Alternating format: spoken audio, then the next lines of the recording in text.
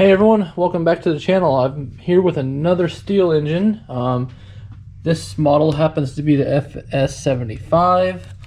This is also compatible with the FS80, FS85, so on and so forth. This just is the line trimmer engine assembly, and then you can put your own attachment on the end of it. So pretty common. Buddy of mine gave this to me. Says that he's got issues with it under load, so when he's using it to cut, like with the saw attachment, once you put a little load on it, it wants to die out. So I reached out over to my friends at HiPa.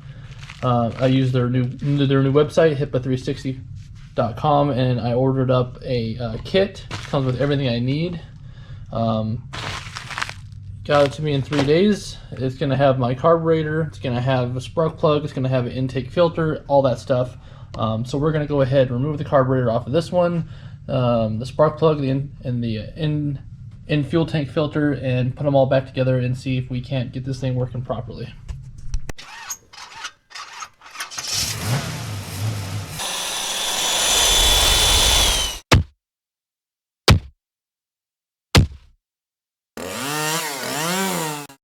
So if you've watched any of my previous videos where I deal with small engines, you've probably already seen me mention these guys, HiPa. They're pretty incredible. They send me everything I need. Their kits are for Stihl, for home light, for pollen, for all the small engines that you use around your house, Echo, all those. And generally they come with everything you need to do your basic tune-up. And this kit here comes with brand new carburetor, new gaskets, your filter for inside the fuel tank, new spark plug, and they even come with extra priming bolts too.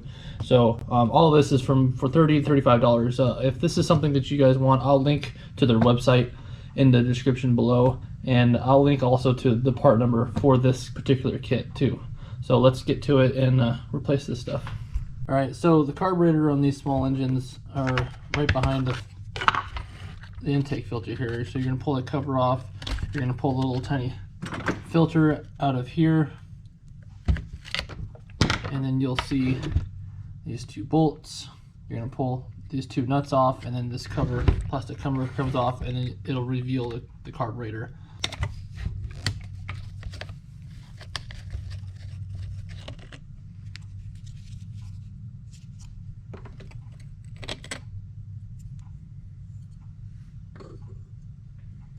Alright, next you're going to want to pull this orange cover off of here. You got a screw here, and you got one on the other side here.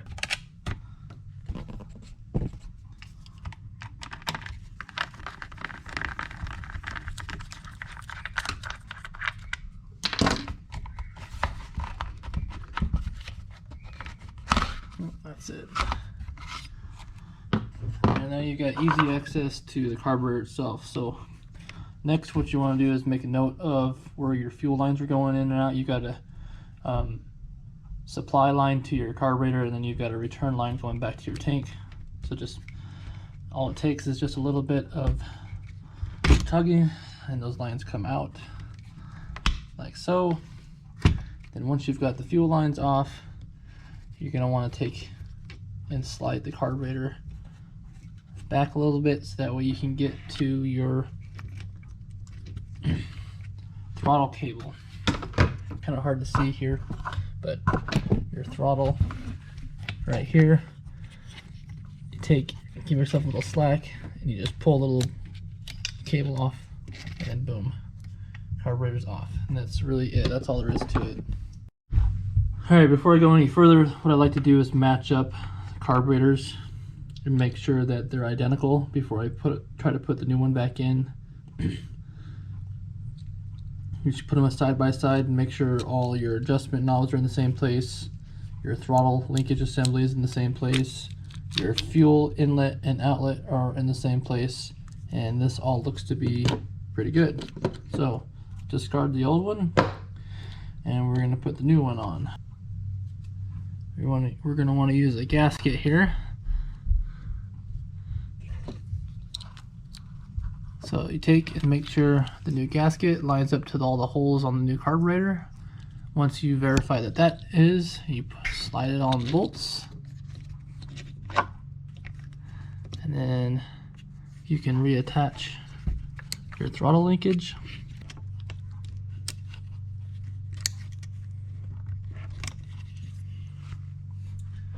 And once the throttle linkage is on, you can go ahead and put your fuel lines back on.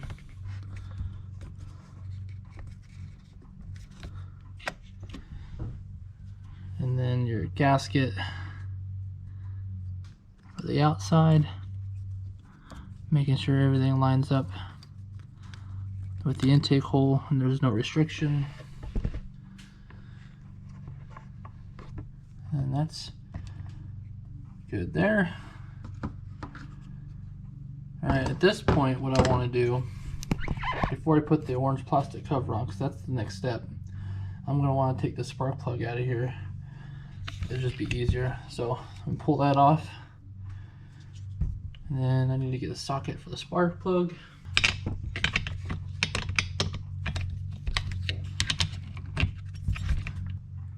Pretty wet.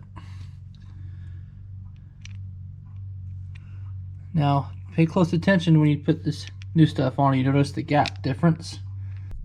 The plug gap for this is 0.020 or 20 thousandths. Now that's what I've done in the past, that's what I've read.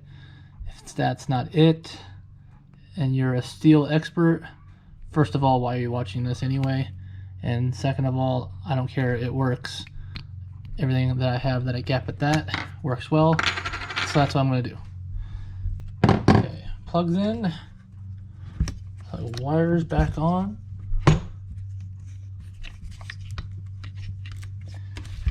Once that's done, then you can go ahead and reassemble, basically in reverse order.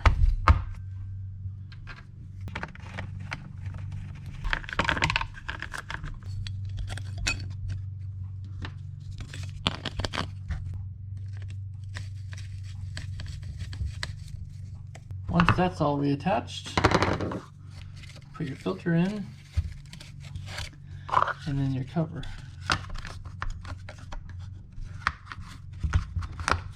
And just like that, you've got a new carburetor and a new spark plug. So next is the intake filter. Get you a long pair of needle nose pliers, and then fish this sucker out of here.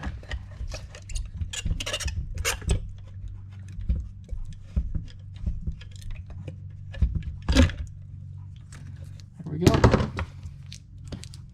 Pull that off. That doesn't look too bad. Probably didn't need to be done, but we're going to do it anyway.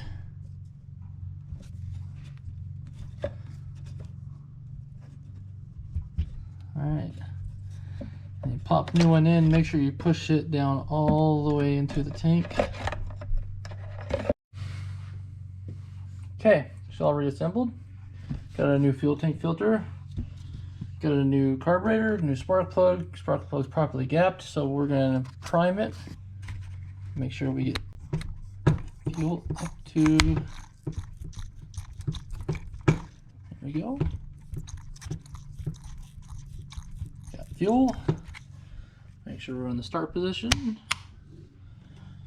And choke on. Let's see how long it takes to start up.